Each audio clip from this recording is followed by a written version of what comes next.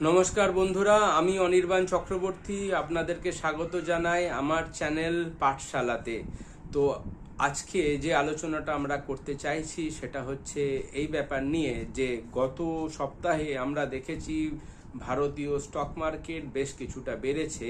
তো আমার বন্ধু বান্ধব কলিগসদের এই ব্যাপারে প্রশ্ন যে এটা কি সাস্টেন করবে নাকি করবে না। তো এই ব্যাপারে আমি আপনাদেরকে বলতে চাই যে আপনারা যদি পৃথিবীর জিওপলিটিক্স দেখেন বা ওভারঅল ইকোনমিক্সের সিচুয়েশনটা দেখেন, তাহলে আপনারা বুঝতে পারবেন যে ওভারঅল যে সিনারিও সেটা কিন্তু খুব বেশি স্যাটিসফ্যাক্টরি সিনারিও নয়। তো এই যে ইমিডিয়েট যে জাম্পটা এসেছে সেটা হয়তো একটা টেকনিক্যাল জাম্প হতে পারে, কিন্তু ফান্ডামেন্টালি স্ট্রং জাম্প সেটা নাও হতে পারে। যদিও এটা সত্যি কথা যে স্টক মার্কেটের যে ওভারঅল সাইকেল থাকে সেটা জেনারেলি 8 বছরের সাইকেল হয়। প্রতি 8 বছর বাদে বাদে এই সাইকেলটি একবার ডাউন ট্রেন্ড আসে। তো আপনারা যেরকম নিশ্চয়ই নোট করবেন 2000 সালে একটা ডাউন ট্রেন্ড এসেছিল, 2000 সালের পরে আবার 2008-এ ডাউন ট্রেন্ড আসে, 2016-তে আরেকটি ডাউন ট্রেন্ড আসে এবং তারপরে 2024-এ আসার কথা ছিল, সেটা আস্তে আস্তে লেট 2024 হয়ে যায়, মানে প্রায় অক্টোবর 2024 হয়ে যায়। তো এই অক্টোবর থেকে শুরু হওয়া ট্রেন্ড মার্চ অবধি কন্টিনিউ করে 5 মাস। গত 25-26 বছরে কোনোদিনও ডাউন ট্রেন্ড কন্টিনিউ করেনি ভারতীয় স্টক মার্কেটে, যেটা এবারে একটু আলাদা করে দিয়েছে এই ডাউন ট্রেন্ডটাকে। তো যাই হোক, এখন ভারতীয় যে স্টক মার্কেট আছে সেটা নামতে নামতে তাদের যে সাপোর্ট লেভেল সেখানে এসে পৌঁছচ্ছে।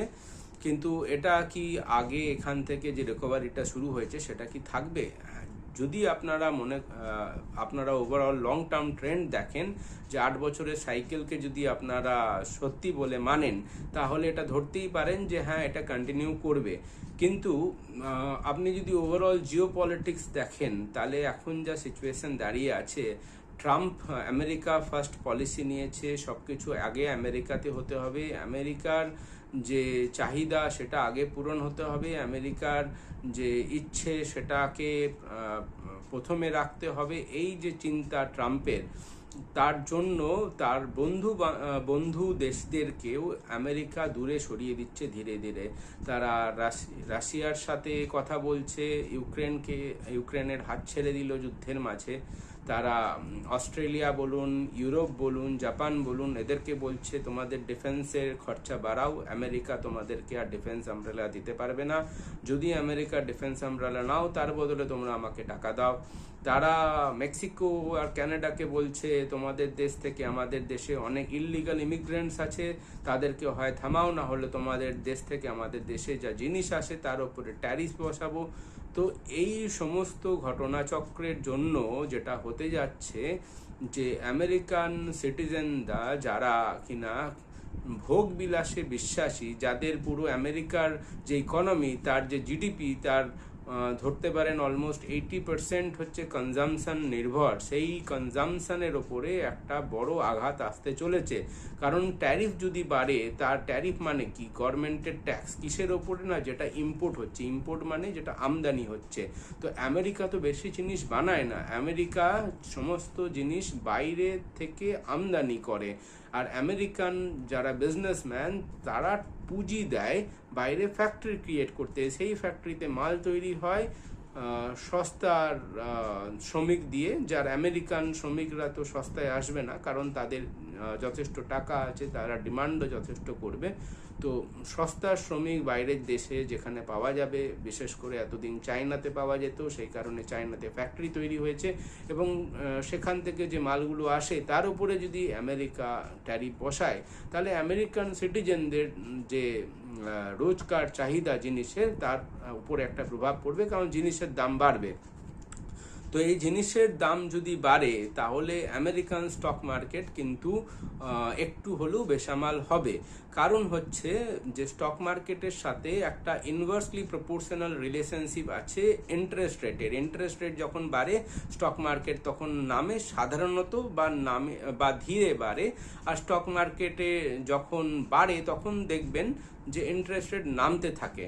তো যদি ইন্টারেস্ট রেট বাড়ে স্টক মার্কেট নামবে বা ধীরে বাড়বে, যদি ইন্টারেস্ট রেট নামে তাহলে স্টক মার্কেট বাড়বে, এটাই হচ্ছে নর্মাল নিয়ম। তো এখন যদি ইন্টারেস্ট রেট না নামাতে পারে, ইন্টারেস্ট রেট কেন নামাবার চেষ্টা করা হয়? কারণ জিনিসপত্রের দাম যদি অত্যধিক বেড়ে যায়, সেই বাড়াটাকে কন্ট্রোল করার জন্য ইন্টারেস্ট রেট তাদের ফেডারেল রিজার্ভ বা আমাদের রিজার্ভ ব্যাংক এরা বাড়ায়। আর যদি জিনিসপত্রের দাম অনেকটা নেমে যায়, তাহলে যারা নতুন বিজনেসম্যান তাদেরকে উদ্বুদ্ধ করার জন্য ইন্টারেস্ট রেট কমানো হয়, যাতে তারা সস্তায় ধার পেতে পারে, নতুন ফ্যাক্টরি সেট আপ করতে পারে, আরও মাল তৈরি করতে পারে। এটাই হচ্ছে ইকোনমিক্স জেনারেলি। তো এই জায়গাটাতে একটা আঘাত এই কারণে আসবে, কারণ যখন জিনিসের দাম বাড়বে ইন্টারেস্ট রেট নামবে না, স্টক মার্কেট নামতে থাকবে বা বাড়বে না। এটা হলো আমেরিকার সিচুয়েশন। আর একটা দ্বিতীয় সিচুয়েশন যেটা হচ্ছে, আমেরিকা যদি একবার হাঁচে তাহলে তো পুরো পৃথিবীরই সর্দি লাগে। তো আমেরিকাতে যদি আপনার স্টক মার্কেট না বাড়ে, তাহলে কি পৃথিবীর স্টক মার্কেট বাড়তে পারে? আমার তো মনে হয় না সেরকম সিচুয়েশন আসবে। দ্বিতীয় হচ্ছে, আমেরিকার ওপর থেকে মানুষের বিশ্বাস সরে গেছে, কারণ যেভাবে ধমকানি চমকানি ট্রাম্প দিচ্ছেন, যেভাবে রাশিয়ার সোনা তারা দখল করে নিয়েছেন, রাশিয়ার রিজার্ভস যে ছিল ডলারে সেটাকেও দখল করে নিয়েছিল, এর জন্য ওভারঅল যে একটা ফাইন্যান্সিয়াল সিস্টেম দাঁড়িয়েছিল, সেই ফাইন্যান্সিয়াল সিস্টেম আমেরিকা যদিও কন্ট্রোল করত, কিন্তু এরকম কোনোদিনও হয়নি যে ধরুন আপনি আপনার ব্যাংকে টাকা রাখলেন, এবার ব্যাংক ম্যানেজারের সাথে আপনার ঝগড়া হলো, ব্যাংক বলল তোমার টাকা দেবো না, যাও তুমি বাড়ি। তো সেটা যদি হয়ে যায় তাহলে সেই ব্যাংকে কে বিশ্বাস করবে? তো আমেরিকা ছিল এতদিনের ব্যাংক, মানুষ তাদের ভরসা করে তাদের রিজার্ভস আমেরিকার কাছে রাখতো, দেশের রিজার্ভস আমেরিকার কাছে রাখতো। সেই আমেরিকা যখন রাশিয়ার সাথে ঝগড়া হলো, তাকে সিধা বলে দিল তোমার পয়সা তুমি ফেরত পাবে না, যাও বাড়ি। তো এই বলে দেওয়াতে বাকি দেশেদের মনে সন্দেহ জাগলো, তাহলে কি আমেরিকা ভরসাযোগ্য মানা যেতে পারে? যদি ভরসাযোগ্য না হয়, তাহলে সেই দেশে আমি টাকা রাখবো কেন? সেই দেশের যে ট্রেজারি, সেইখানে আমি কেন টাকা লাগাবো? ট্রেজারি বন্ডস বলে যেটাকে, সেখানে কেন টাকা লাগাবো? ট্রেজারি বন্ডস কি বলুন তো, যেরকম কোনো দেশ যদি ধার নেয়, সে একটা তো আপনাকে কিছু রিসিট দেবে, যেরকম আপনার ব্যাংক যখন ধার নেয় আপনাকে ফিক্সড ডিপোজিটের একটা রিসিট দেয়, এফডি যেটাকে আমরা বলি, সেটা হচ্ছে ব্যাংকের ধার নেওয়া। সেরকম যখন গভর্নমেন্ট ধার নেয় সেটাকে ট্রেজারি বিলস বলা হয়, বা ছোট করে টি বিল বলা হয়, বা জি সেকও অনেকে বলে, বা গভর্নমেন্ট সিকিউরিটি, জি সেক। তো ট্রেজারি বিল, জি সেক, এইগুলো হচ্ছে গভর্নমেন্টের ধার নেওয়ার যে আপনি বলতে পারেন ডিপোজিট স্লিপস। তো এই ধরনের স্লিপসগুলো উপর থেকে অন্যান্য দেশের ভরসা, অন্যান্য দেশের ইনভেস্টরদের ভরসা চলে যাচ্ছে, যে কারণে আগে যারা ইনভেস্ট করতো, যে ইনভেস্টমেন্টের পয়সাতে তাদের সরকারের খরচা চলতো, সেই ইনভেস্টমেন্টই এখন আসা বন্ধ হয়ে যাচ্ছে, কারণ তাদের নিজেদের বন্ধুরাই তাদেরকে বিশ্বাস করতে পারছে না। যে ইউরোপ আমেরিকাকে এতদিন বিশ্বাস করতো, যে কানাডা এতদিন আমেরিকাকে বিশ্বাস করতো, তাদের ইনভেস্টররাই আজকে টাকা সরিয়ে নিচ্ছে। তাদের দেশের পেনশন ফান্ড, তাদের দেশেই যে foreign institutional investor best out আছে, তারা আমেরিকা থেকে টাকা সরিয়ে নিচ্ছে, কারণ কালকের কোনো গ্যারেন্টি নেই যে আমেরিকা তার পয়সা ফেরত দেবে কিনা। এটা এই এর সাথেই আপনাদেরকে আরেকটা জিনিস বলে রাখি, যে ভারতেরও বেশ কিছু সোনা আমেরিকা এবং ব্রিটেনে বহুদিন ধরে ছিল, কারণ আমেরিকার যে নিউ ইয়র্ক মার্কেট আছে, আর আপনার ব্রিটেনে যে লন্ডন গোল্ড মার্কেট আছে, এই দুটো বিশ্বের বড় বড় গোল্ড মার্কেট। তো যদি কোনো সময় কোনো সিচুয়েশন খারাপ হয় দেশের, তখন দেশ সোনা বিক্রি করতে পারে, ইমিডিয়েট সেখান থেকে ফরেন এক্সচেঞ্জ পেতে পারে। এই জন্য ভারতের যখন 1990-91 সালে যখন সিচুয়েশন একটু খারাপ ছিল, ফাইন্যান্সিয়াল ইস্যুস ছিল, তখন তারা কিছু সোনা মজুদ রেখেছিল আমেরিকাতে এবং কিছু রেখেছিল ব্রিটেনে, যে যদি দরকার হয় সেখানে তারা সোনা বিক্রি করে যেন ভারত কিছু ইমিডিয়েট ফরেন এক্সচেঞ্জ পেতে পারে। তো সেই সোনা এখনো পর্যন্ত রয়ে গেছিল, যেটার আপনারা কিছুটা ফেরত এসেছে ব্রিটেন থেকে, খবরের কাগজে নিশ্চয়ই পড়েছেন।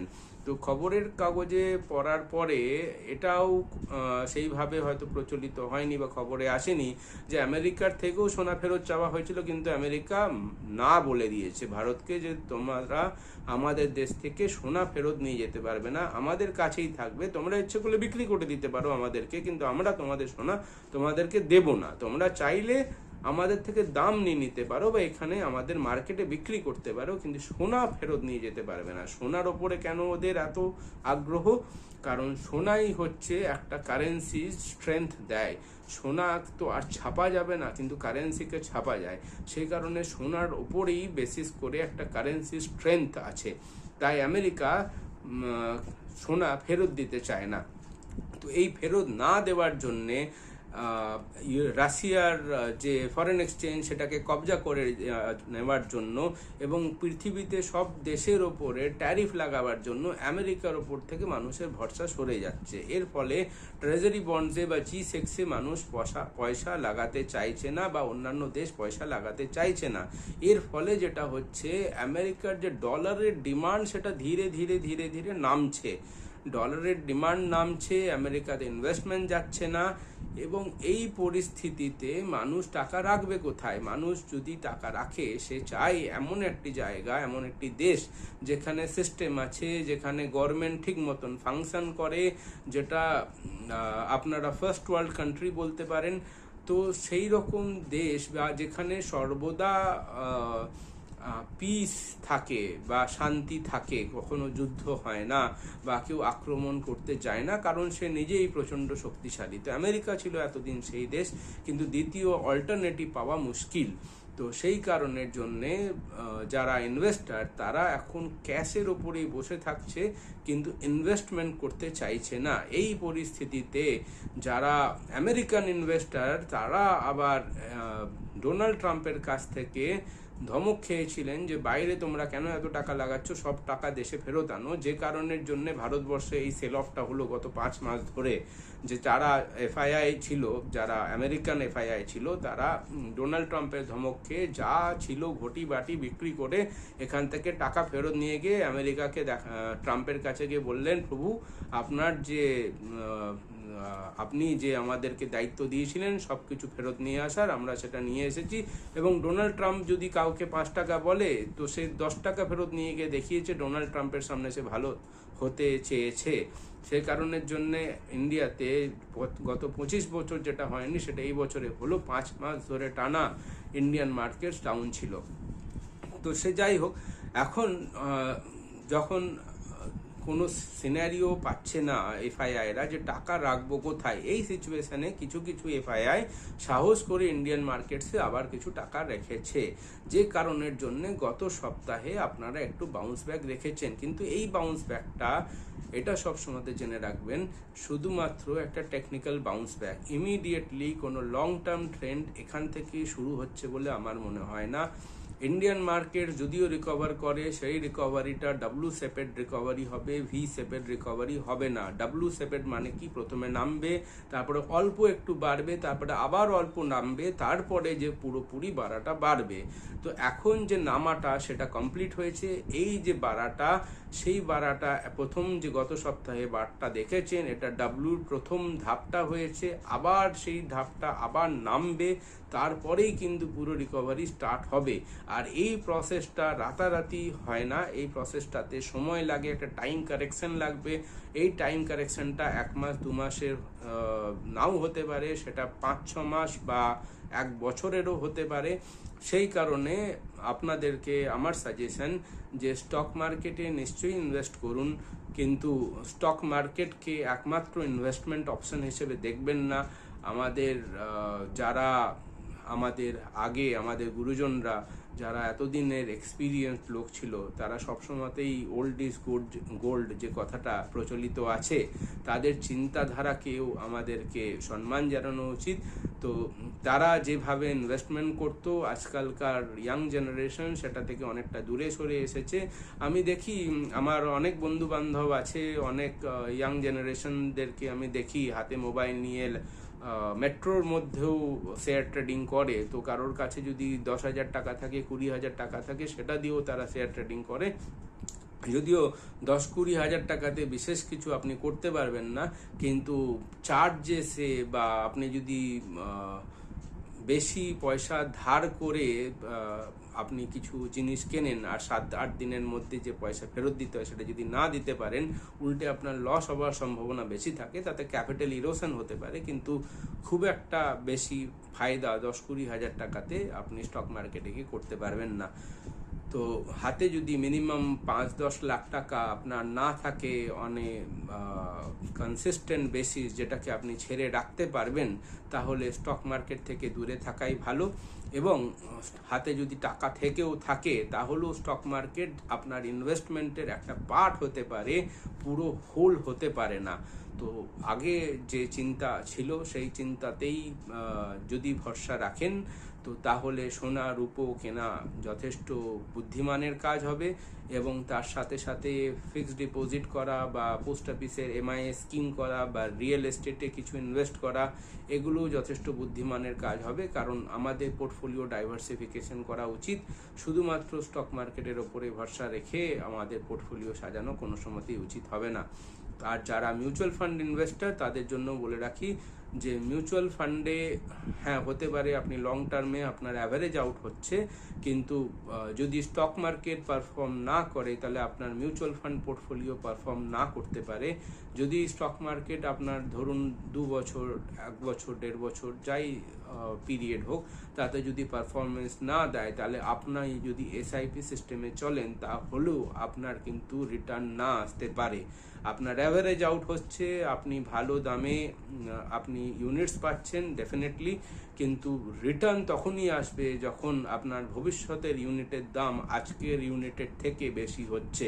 আর সেটা যদি তখনই হওয়া সম্ভব যখন স্টক মার্কেট বাড়ছে। স্টক মার্কেট যদি না বাড়ে, একই রেঞ্জের মধ্যে থাকে, আপনার ইনভেস্টমেন্টও আপ ডাউন হবে, ইউনিটস ওপরে নিচে নিশ্চয়ই পেতে থাকবেন, কিন্তু ওভারঅল পোর্টফোলিও বাড়বে না।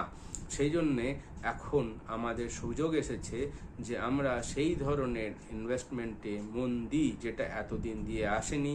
আপনারা পিপিএফে ইনভেস্ট করতে পারেন, আপনারা লং টার্ম এফডি 5 বছরের ব্যাংকের যে এফডি সেগুলোতে ইনভেস্ট করতে পারেন। এবং অবশ্যই আমাদের সবার দরকার পেনশন ফান্ডে ইনভেস্ট করা, কারণ আমাদের কারোরই পেনশন নেই। তো সুতরাং আমাদের নিজেদের পেনশন 60 বছরের পরে আমরা কিভাবে জীবনযাত্রা পালন করব তার উপরে নিজেদের চিন্তাভাবনা করা উচিত, পেনশন ফান্ডে ইনভেস্ট করা উচিত। এবং পেনশন রিলেটেড যা প্রোডাক্টস আছে, যেরকম এনপিএস, তাতে ইনভেস্ট করা উচিত। তো এই ধরনের যে ইনভেস্টমেন্টগুলো, সেইগুলোতে এখন আমরা মন দিই, এটাতেই আমাদের পোর্টফোলিওর সিচুয়েশন ভালো থাকবে।